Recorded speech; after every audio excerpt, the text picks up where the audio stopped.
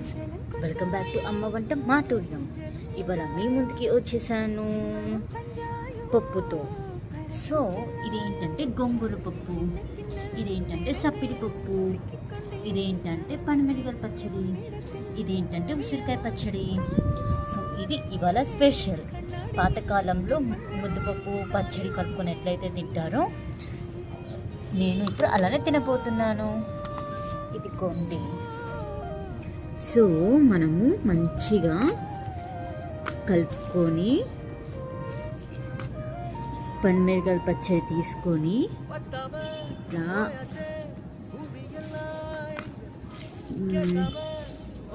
మంచిగా కలుపుకొని ఆమని తింటే ఉంటుంది, తృప్తిగా ఉంటుంది.